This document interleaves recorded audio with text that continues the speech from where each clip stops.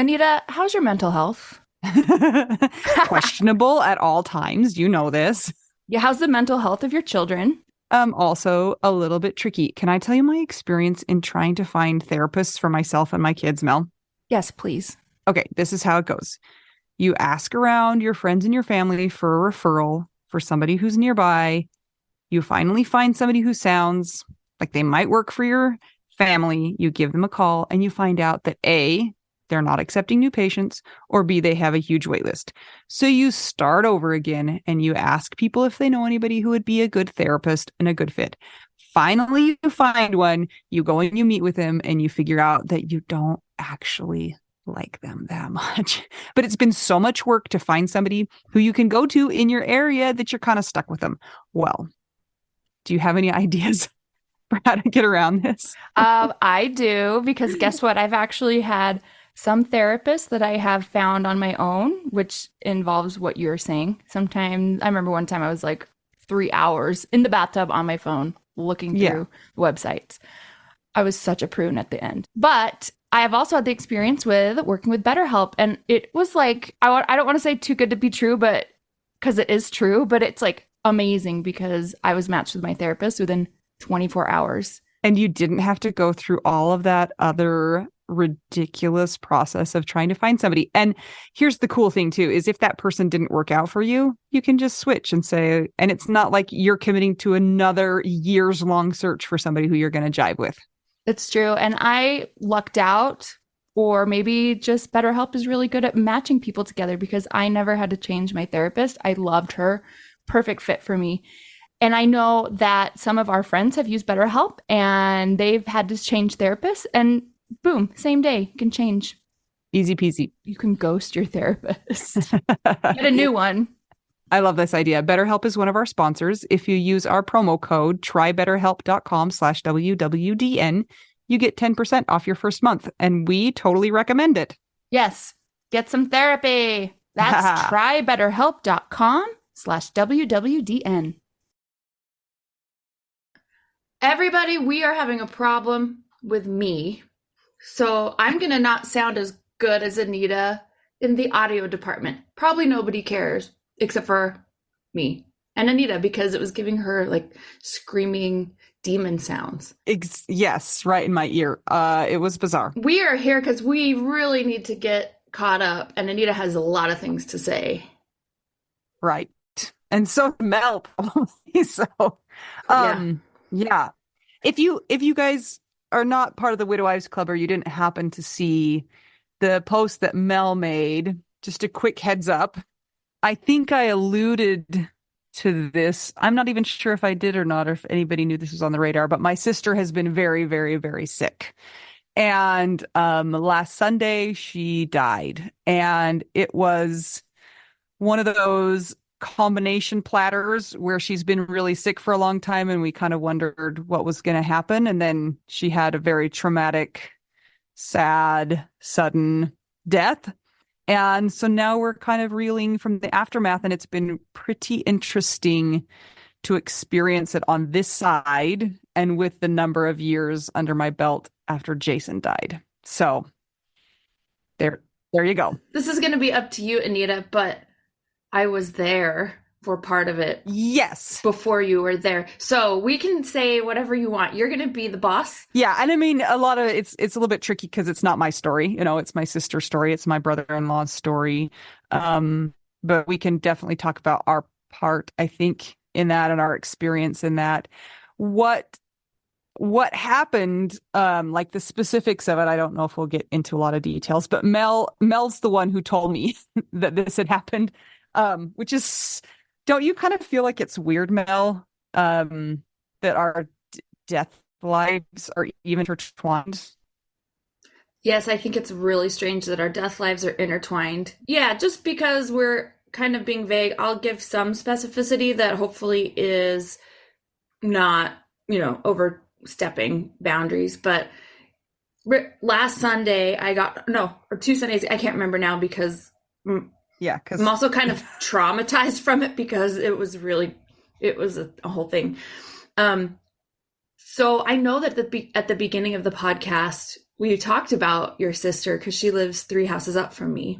So I was pulling up into my driveway, and then um, I knew that there were some people on the lawn, one of which was your dad. And so I went to go see what was going on when I had gotten home. And then there were things happening, medical situations.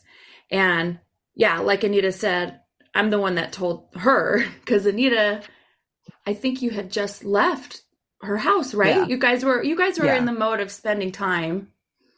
Yes. Which I have to say came directly from the podcast and interacting with widows, because my gut told me that her time was short.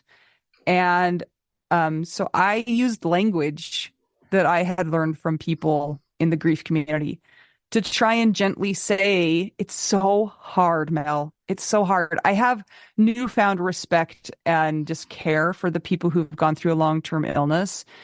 It's really hard to broach the subject of, you might die, and maybe you should think about that. Because people don't want to go there, and they want to be in the mode of, how am I going to stay alive, not whether I'm going to die. And the other really tricky thing was like my family, my extended family, kept texting me and saying, like, do you think I should come up? Do you think I should visit? Like I was soothsayer. Like I had, knowledge of, she had 11 days, 27 hours left. And I was a little bit frightened that I was being too morbid. I was going too far to that way, like the end is near and then she was going to be fine. But I was really grateful to have had those conversations with people and to be able to say, I have a lot of friends who really regret not talking about the possibility of death. So just like gentle encouragement, maybe you guys want to talk about it. We don't know if it's going to be 2 days, 2 months, 6 months, 2 years, but let's treat this like it's, it's your precious time. So I was really thankful for that. And I got to talk to my sister a little bit about that before she died. And we had actually talked about, I had gone and I'd had an intervention with her about palliative care, kind of saying, this is what it is. This is why we use it. It's not giving up. You can still do treatment. But I was so frustrated with the medical community in that situation where they were like, well, we're going to fix you. And I was like, no, you're not. You're just being very myopic about the situation. Anyway, the point of that is just to say that I was really grateful for the conversations that I had had with people on the podcast in the Widow Wives Club about how to talk to people about that. And did it help? No, probably not. Well, and you know what? You still gave the information and they still made a choice that they did or did not want to talk about it. And I think that's all you can do. And it's going to be interesting to see if they wish they had. Oh, there's been, I wish we would have talked specifics, because we talked about it globally, but there was never like, what do you want at your funeral? What do you want?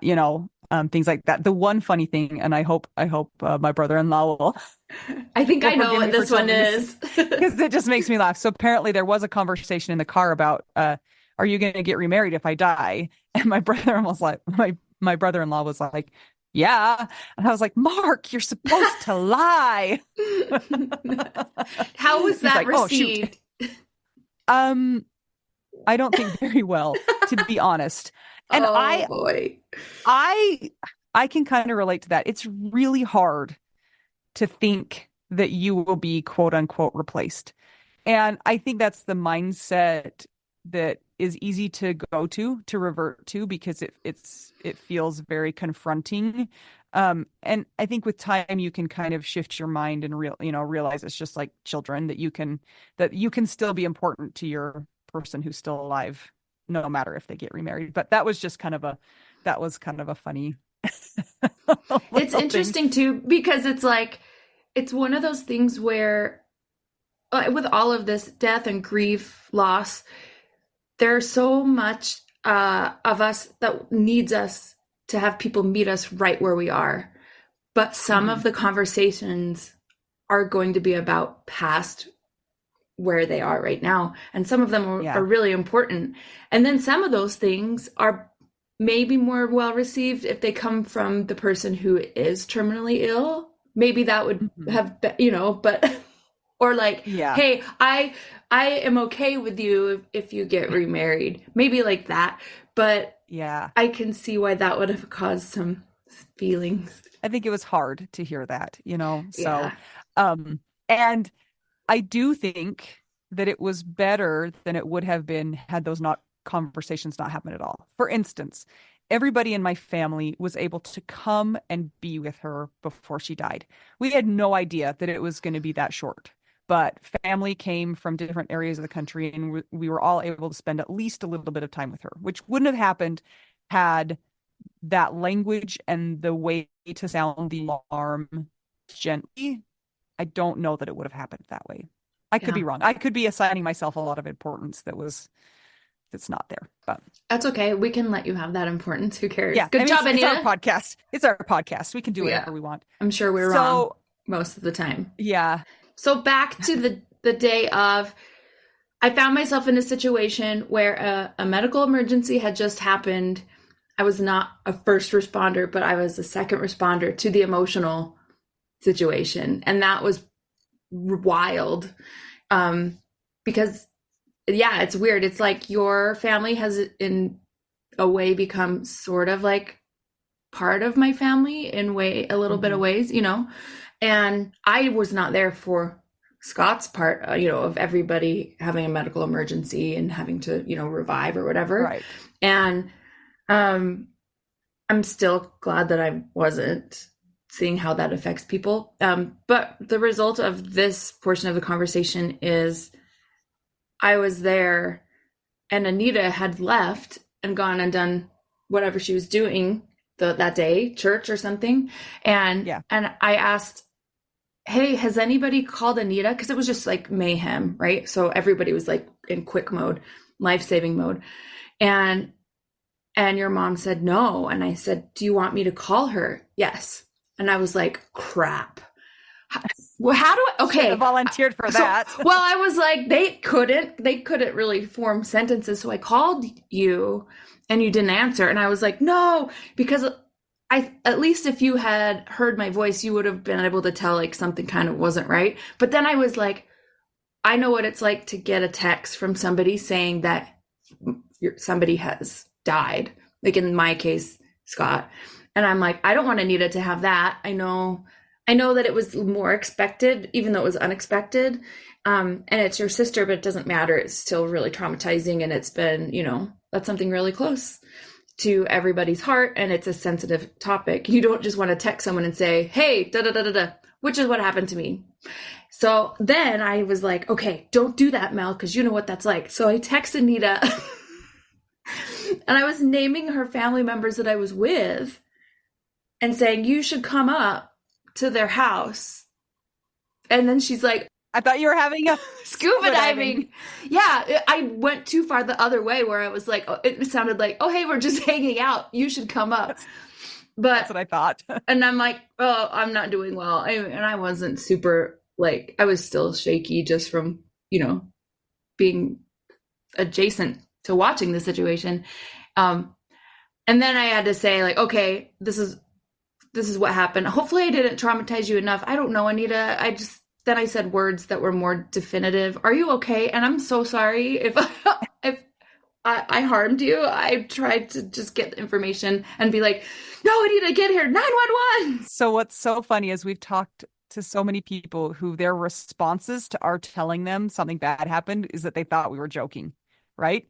And so that's what I thought too. My first thought was like, oh, and then I thought to myself, Mel knows not to joke about this. Like this, she knows better than that. And so I just stood up out of church and I left my kids there. And who knows what they did. I mean, I was like, bye. And then I just drove over there, my heart just pounding. Did you think that I Um, was kidding still by the time that I was my got? first, no, but my first instant reaction was no, like she must be joking. But then my frontal lobe said, Mel knows not to joke about that. So anyway, And that's why would Mel be there? Maybe that wasn't well, I even a just thought thought you for guys were like there to days. talk about scuba diving with my dad. So, Or clocks. oh my gosh. Yeah, that's a whole nother That's another topic, but story. Anyway, I'm sorry, Anita, but yeah, so it's that, okay. and then it's death time and it's funeral time Mm. and everybody's going through their things, and of course that's what everyone in your family was going through. So I'm sorry if I traumatized you. I tried my best, Anita, and I'm sorry that I had to text Oh, you. People are like, bad why don't you news. just I have text? bad news. Why don't you just text her or call me? I'm like, well, you don't do that, She and that's won't. weird. Yeah. Yeah, she didn't answer me obviously on for a reason. So Yeah. I'm sorry. I'm really sorry, and I hope Oh, that you're I'm okay. that's that's a very small, like, yeah, that's fine. I'm not worried about that at all. Okay, I didn't good. even see that you had called. So yeah. And my poor sister is also traumatized by the whole experience. And then we went to the hospital. We One waited of the for yeah, the sister that was my there. other sister. Yeah, not the dead one. She is probably traumatized too, but dead and traumatized. So hopefully okay now. But um we waited for my sister's kids to show up and then we went to the hospital and they put us in the same room that they told me Jason died in. I'm just like, I hate this room. I know this room.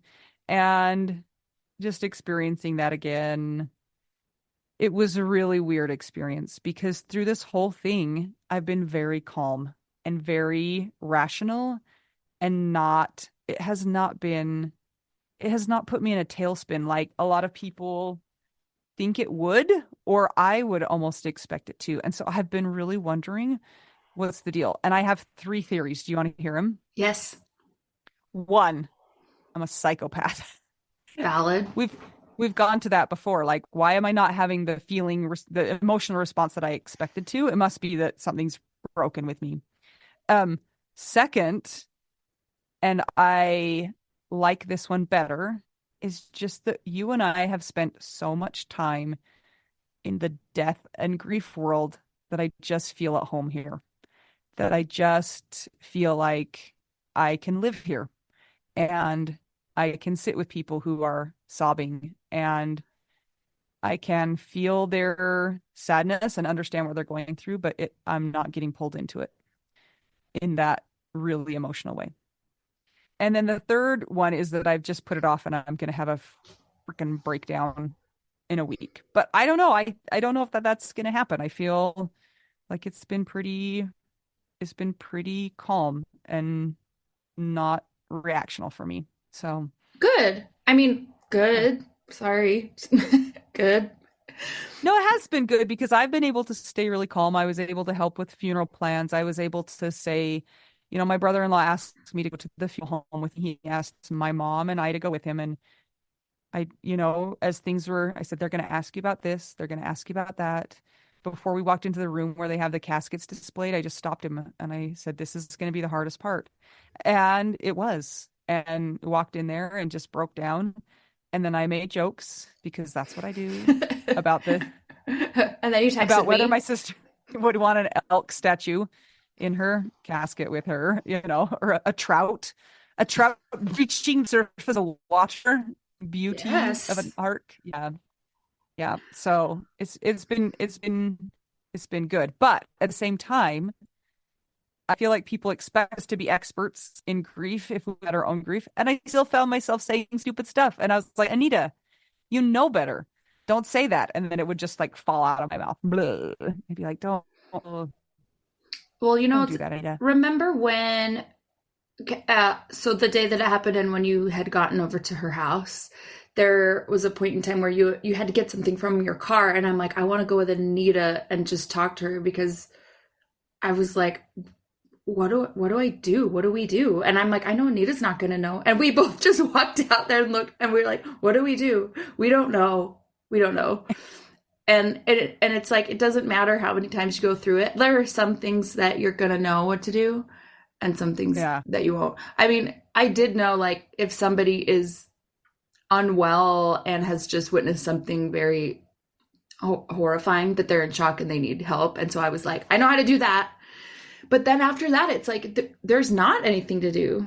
I mean, your mom made potatoes, but there was That that. was that was kind of a funny thing. We're standing in the room where this has all just happened and they've just taken her away to the hospital. And my mom's like, well, I think I need to get the potatoes in the oven because we were going to have a big family dinner that night. And so she's like, well, I should probably get the potatoes in the oven, which I think you and I both relate to. Like just being like this whole eruption, this volcano has just erupted and you're worried about, like getting a car wash or something that makes, is so silly from an outside perspective of what's going on. Yeah. When she said that, it was classic because I don't remember what joke you said, but it was classic Anita. And I also was like, oh, I'm so comfortable with this now because this is really horrifying over here. But then there's the joke and the dark humor. And that's also how you and I became friends is what is Right. going on. Let's make a joke about it, even though it's not funny, but like that's funny to Yeah. survive.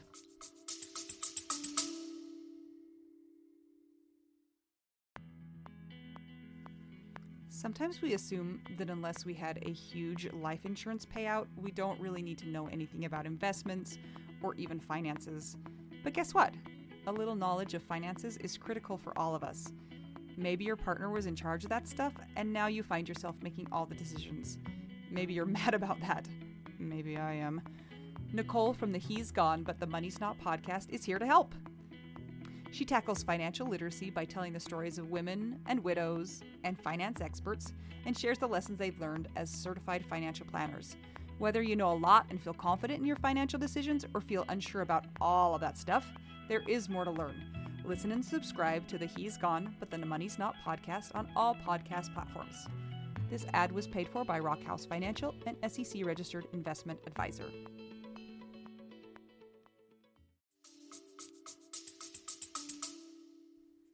While I was at the funeral home, though, I was like, I think I actually need a job here because you guys, I would be so much better at this. And then my family was like, no, Anita, because you would make jokes with them and not all people are okay with that. And I was like, that's true.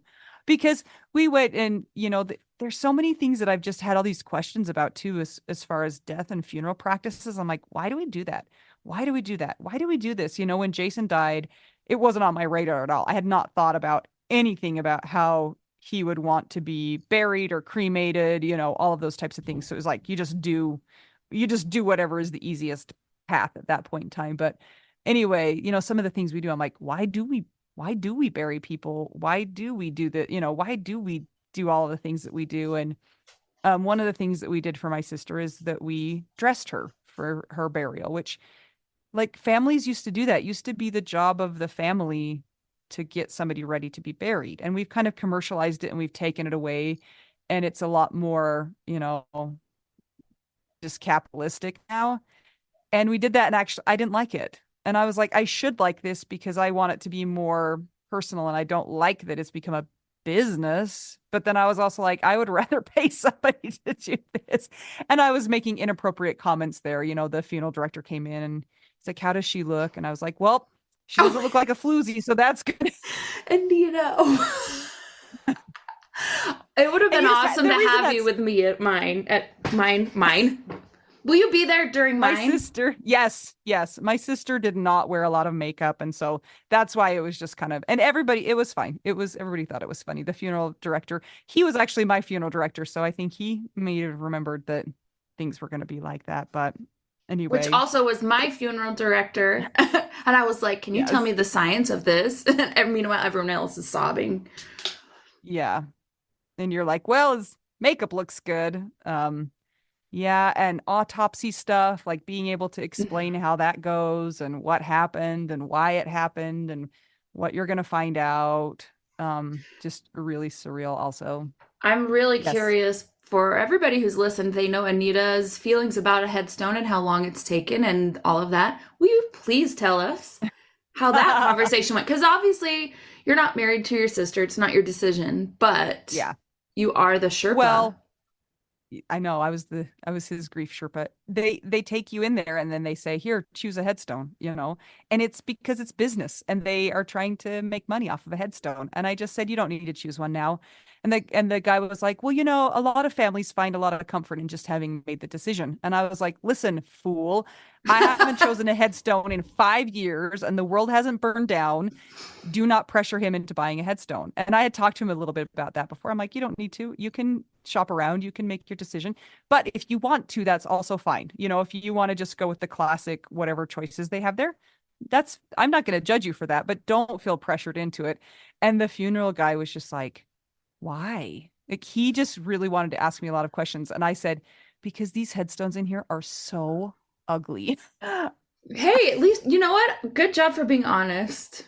I was like, these are all terrible. You got the clip art from the 1984 Word Perfect pack. I mean, like that's the options. The headline is Comic Sans and it's not Yes. appropriate. There's like, Yes. yeah. You know what's interesting? The cemetery where Scott's buried, you had to use their headstone company. Right. So if in that case, it's like, well, I have like five options, whatever, who cares? I didn't care because I was just Yeah. like, this is the weirdest thing I've ever done. So I wasn't really thinking. But in your case, your cemeteries didn't Yeah. have those rules, right? Yes. And it was funny because the guy was like, well, you can have an upright headstone or a flat headstone in this particular cemetery. And I was like, actually, in that cemetery, there are sections that are only allowing flat headstones. Anita, oh my gosh.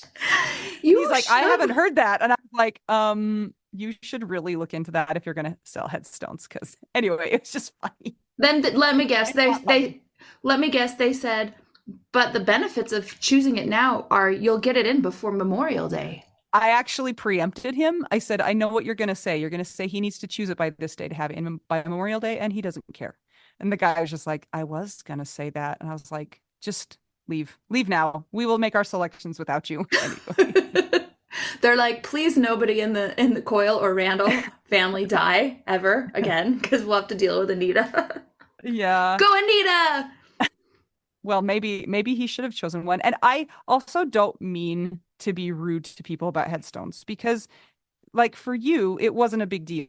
You're not worried about it. It doesn't say in your mind, it doesn't say what it says in my mind. And so that's totally okay. And if you're okay with the clip art and you think you find something that works for you and you chose it the day after your husband or spouse or whoever died, no judgment. Like there's just whatever works for you is great. I just don't like the pressuring of people into making a decision and making them feel like they need to do it now or Or else. it's kind of, I mean, the or or else has else. already happened. That's the thing that's Hmm. so interesting. Sorry. It's, it is what it is. I find myself though in a strange spot where I want to tell my brother-in-law he's going to be okay. But and I know he's going to be okay. And I also don't want to say that because I hated when people wanted to skip over where I was to tell me that it was going to be okay. Like I wasn't okay right there, right then. And I didn't want people to skip over that time. But I just look at him also and I'm just like, this sucks. And I know you're gonna make it through. And it's gonna be ugly and it's going to be so hard and it's gonna feel like a snail's pace, but you're gonna be okay. And I just know it. So in when those times come up, do you say that or do you stop yourself and do you just say it sucks and I'm here with you and leave it at that? That's what helped me. Yeah, I've said it to him once. And then the other times I've thought it, I've just kept it to myself. Like Mm. just not said anything. Um, I just am watching how he's handling it. I'm just like, it's gonna be okay. And it's gonna be so ugly in the in between. It's such a different experience than Jason and I had, because my sister she was diagnosed with this really weird autoimmune disease like 17 years ago, and she has been off and on sick for that whole time. So it's a very different dynamic when you've been sick for a really long time. And I've also witnessed firsthand that it doesn't mean that you're prepared anymore. And even when you think it might happen soon, when it actually happens, there's no preparing for it. And that's just what I've seen. And I didn't have that experience, so it's just been interesting to watch that experience happen. My sister had been hospitalized and she'd come home and they were waiting to do this big, horrible, ugly surgery. And it was I likened it to a surgeon saying to a family of a 99-year-old grandma who has a broken hip, like, "Oh, we are going to fix her hip. We're going to do this surgery. We're going to fix her hip." And I was like, "Yeah, you're going to fix her hip, but she's still going to be 99 years old." It was the same kind of a situation. Like, you're going to go through this terrible surgery. You're still not going to be healthy because But you're even never worse going to than be a hip. healthy. Yeah. Yeah. So, I mean, it was also a really weird feeling to not want them to save her because they tried for a really long time. And if they would have, she would have been miserable again. And so there was this weird feeling of, I don't want her to go, but also she needs to. It's almost like the miracle that you want needed to happen 10 years ago and it didn't. And I wonder if people who have a cancer death or like a long-term illness feel that way too. Like once they get to that point, it's like the miracle needed to happen a long time ago because I don't want to save them in their current circumstances when they're so sick and miserable. Ugh. Yeah. There were a few things that by the when you got there to their house and then you were taking over emotional patrol. And I'm not meaning to make this about me, but it is about something that helped me understand something. You and I have had conversations where I'm like, well, if what everybody says about people dying and having a choice to come back and live or not, being like, oh, I can choose, then Scott's a jerk because he could have come back. And you're like, yeah, but he probably would have been brain dead and on a ventilator the rest of his life. You don't know what state he would have come back in if he had, been revived and this and that. And there were some similar conversations where you were saying that to somebody else. And it just reminded me again, it's like, Anita's so smart in that. So even though it was traumatic and shocking and expected but sudden, it was like totally Yeah. not, it was not okay. That whole thing was just really pretty rough. I thought you did a great job navigating it. Thanks, Mel. I was also appreciative that you were there, and I just think it's so ironic how the universe has just decided that it will be intertwined. I was thinking about when your dad died, and like I was there with you when that happened. I know. So, And you had to go get things. I thought that too. It's like, what is going on? We're like for reals widow wives. And it's mhm. like Scott died. 5 years later, my dad dies. Your husband Jason dies. 5 years later, your sister dies. And on the deaths that are 5 years after our spouse death, both of us were there in some integral part helping. Yeah. Here's another thing too that is reminding me of those first really like the word tender is so funny, but I'm going to use tender. The tender times of grief when things happen is when people say, "What can we do for you?" Or when you just happen to be, let's say, in a different situation, walking by and something like nudges you, and you're like, I'm going to look over here. Those are those little tiny whispers that should not be ignored. And that's one thing that happened to me when I was coming back that day, because I had just been playing at the church that I play in the rock band at. And it was so weird because I crossed the street into my driveway and I looked up and down the street and I didn't see anything because I just was looking for cars. And then usually I pull up my driveway and then I park and get out. Well, I did that, but then I have no idea why I looked to the right, because at the time that I pulled up to the top of the driveway, if I look to the right, I can see right into their lawn. And I just saw Mhm. Anita's dad and a couple other people just standing. And I was like, what? And it was almost like tunnel vision. And I was like, all I knew was like, something was like, look there. And I was like, I will go to there. And then I went up there and I didn't know kind of what to do. So I just stood there and wasn't sure what was happening because no one was saying anything and I didn't want to ask. And then it was clear. And then one like a couple minutes later, it was like 2 minutes later, I saw your sister. Not The yeah, the yeah. alive one. I saw your alive sister who was very not okay from it. And it was just like all of a sudden I'm like, that is go there. That's what you're supposed to be here for. And so it was interesting being on that side because I've had so many people, and you too, where it's like the right people are in the right place at the right time or the right help, whether it's a tiny, tiny thing or a big thing. Those people are put in place to help. And I remember being so grateful and being able to see those things, especially in the fresh throes of grief.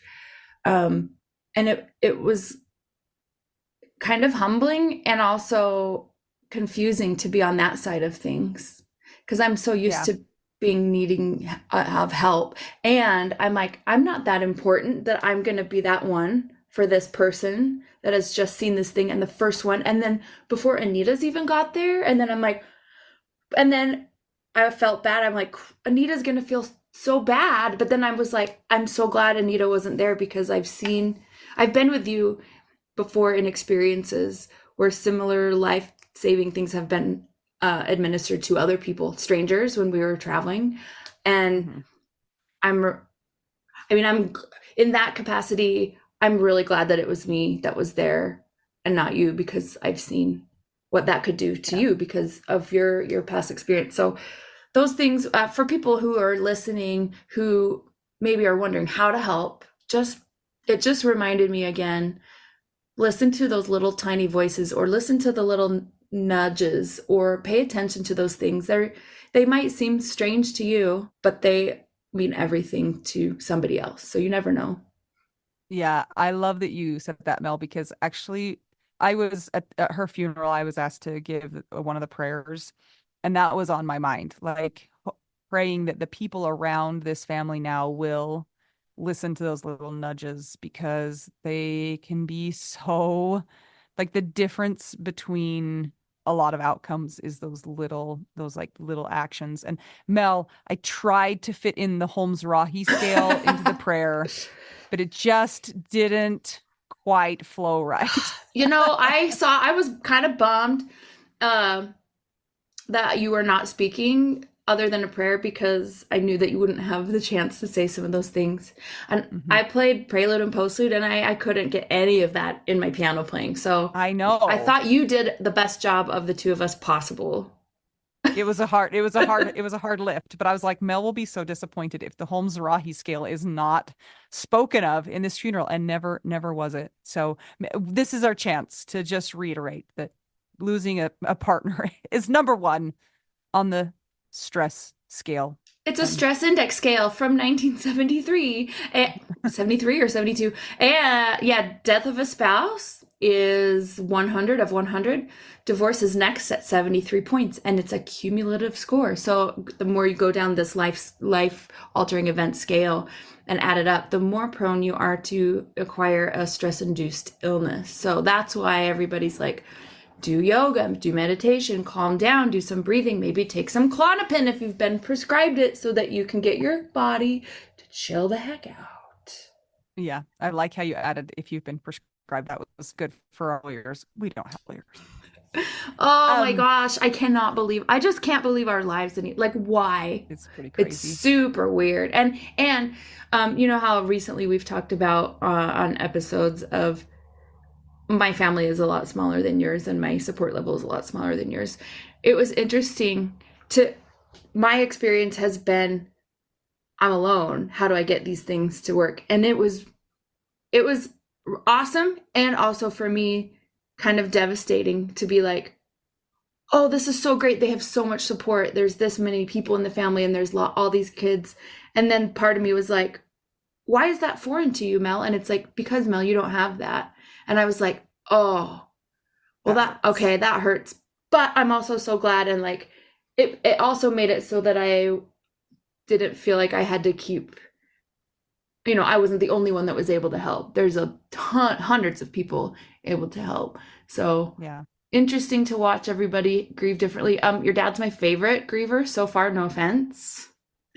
Anita doesn't even want to talk about it. She just rolled her eyes.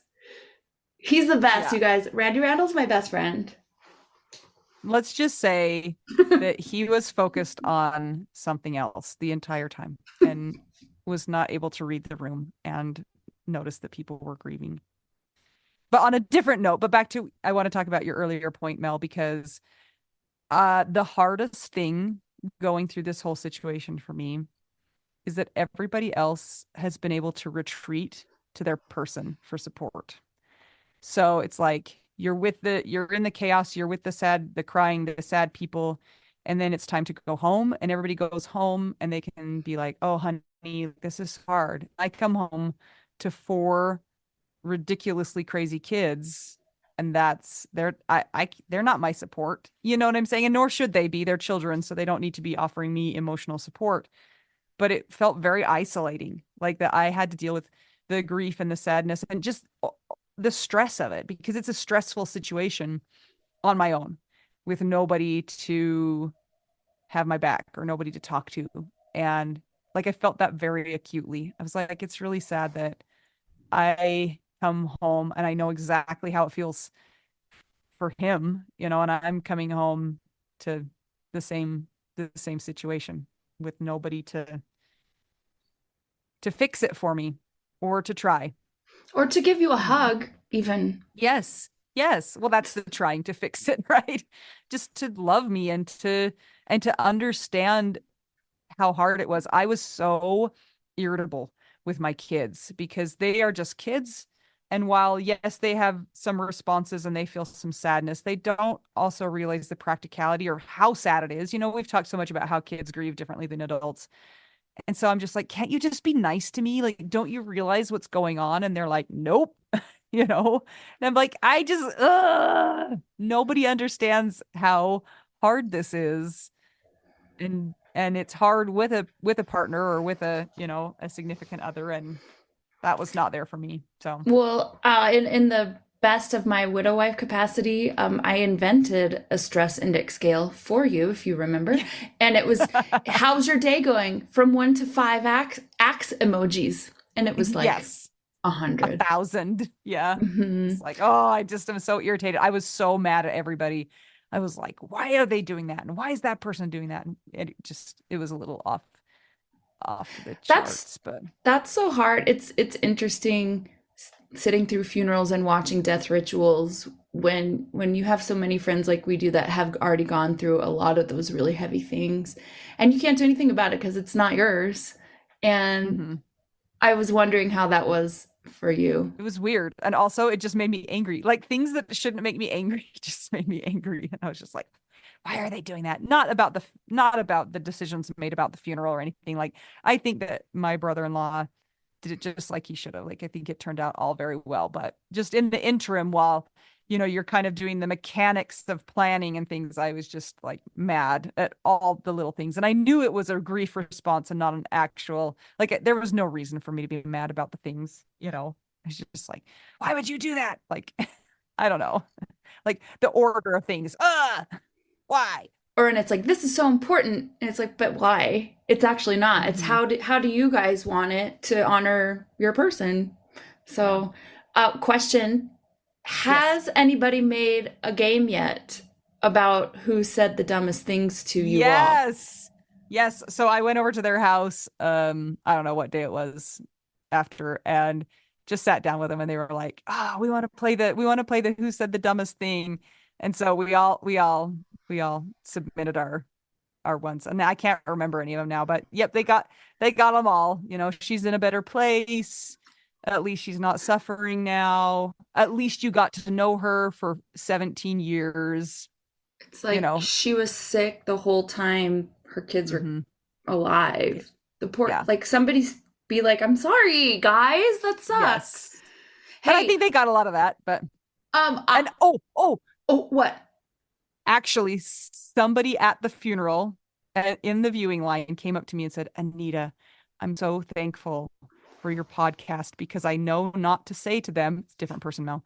I know not to say to them she's in a better place." And I was like, "Huzzah." I was like, "I know Yes. just to say I'm so sorry. I wish this wasn't happening." And I was like, "Good." So we did save one person from Yes. saying the wrong thing. Yes. And the rest of it is still a dark comedy. And I am happy to make bingo cards anytime you want to park at your dad's house, walk up to my house, and we can go up to their house and play with And them. play bingo. I just want to tell you how grateful I am. I started a GoFundMe for them. I think it's stupid and so insane that people can die and their spouses are left with medical bills. I'm just like, what world do we live in where this is how it is? So I started a GoFundMe for me, and I cannot tell you how much love I felt from the widow community. I scrolled down the people who donated, and I knew that my brother-in-law, Mark, I'm about to cry, Mel, had not Well, met. I know it doesn't happen very often, had not met a lot of those people. And I scrolled through them and I was like, that's one of my widows, and that's one of my widows, and that's one of my widows. They'll never probably meet. But you guys were so generous and kind to a person that you have never met. And thank you. Thank you. Thank you. you guys made Anita cry, and that never happens. Not very Anita, often.